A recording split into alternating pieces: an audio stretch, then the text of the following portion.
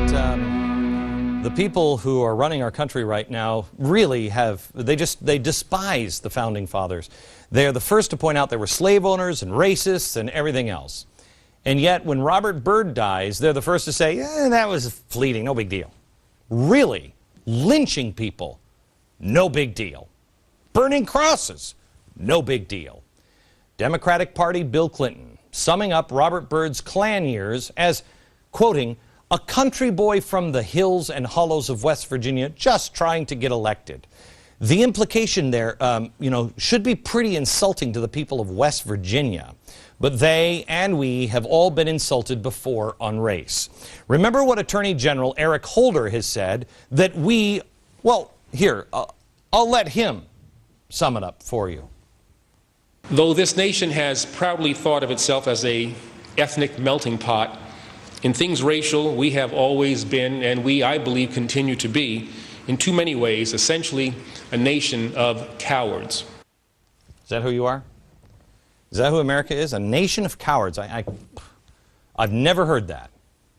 We are a nation of imperfect human beings who have struggled and continue to struggle to overcome our shortcomings.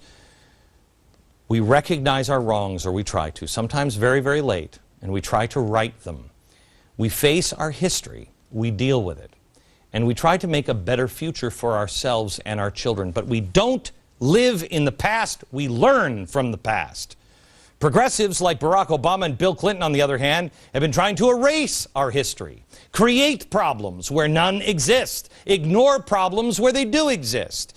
It seems to me a pretty good case of cowardice can be made right now against the DOJ for dropping the case of voter intimidation against the new Black Panthers.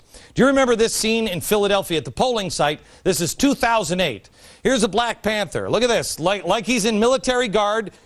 Here he is with a nightstick. They're calling out racial slurs to voters.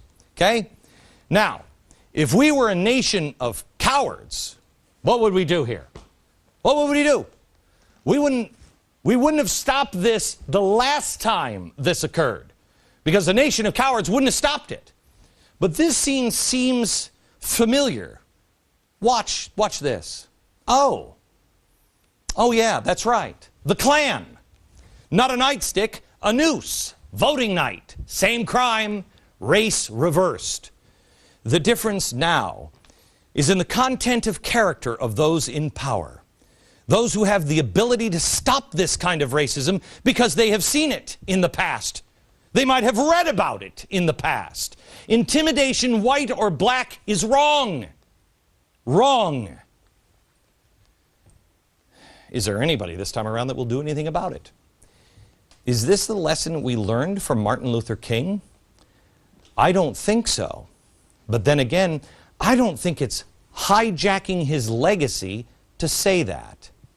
This is exactly what that man fought against. Back in a minute.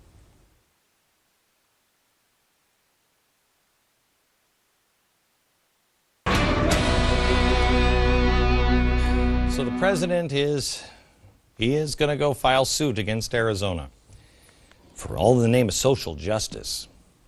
Social justice is a buzzword that the left went crazy on when I talked about it, because they know I'm on to them. Social justice can be a good thing, but more importantly, it is the key word progressives use for redistribution of wealth and other progressive agenda issues like immigration. That's what's hitting our churches right now. There was a big feature in the New York Times that highlighted one Reverend, John W. Bowie, who knows it's a hard sell to the people in his neighborhood, the idea that they should support changing immigration laws, but gosh darn it, he's trying nonetheless. On the 4th of July, he was preaching to his congregation to support an overhaul of immigration laws that, quote, lets the undocumented come out of the shadows. He says all 13 colonies were made up of illegal aliens. They were? Well, he's not the only one preaching this. The Gamaliel Foundation is now urging churches, maybe your church, to press amnesty for illegals. They call it, quote, civil rights for all immigrants and worker protection and, quote, the end of forced separation of immigrant families.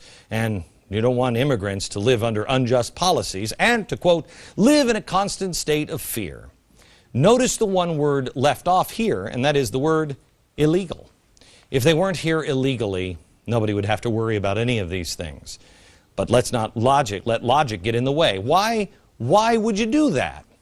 And who is Gamaliel, by the way? Why are they so interested in the progressive agenda?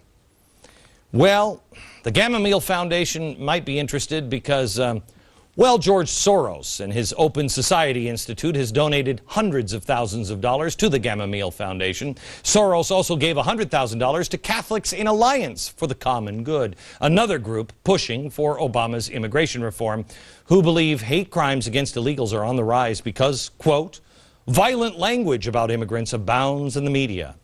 Really? I thought it was sheriffs who are in trouble now in Arizona. By the way, the latest fellow at the George Soros Open Society Institute is Richard Znick. He is an evangelical leader and president of the New Evangelical Partnership for the Common Good. They call the Arizona immigration law anti-immigrant. And not only are they pushing for immigration reform, but environmental reform and nuclear disarmament and pretty much everything else that is on President Obama's agenda. Progressives know that it is an uphill battle, especially in a socially conservative church, but they're doing it anyway because, as progressives have learned, patience and persistence are the keys. That's why you have to remain vigilant. You have to reconnect with God and faith and know what you truly believe in. You have to investigate what your church means when they say social justice. Let me ask you this question.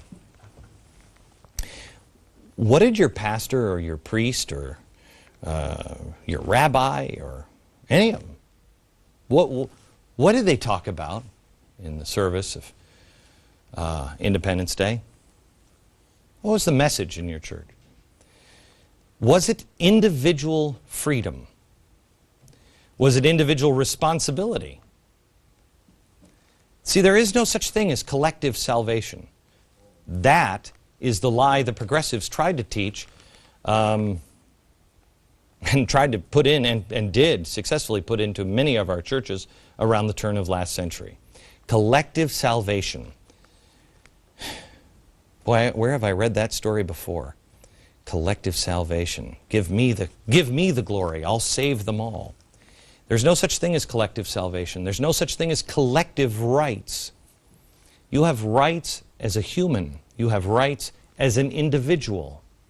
But with those rights come responsibilities. We'll be held responsible upstairs as we are held responsible, or we should be held responsible, for the things that we do here. What did your pastor, priest, what did your person who is one with the mountain talk about this last Independence Day? Was it social justice and collective rights, or individual liberty? You call your pastor and you tell them, we need to learn individual liberty again.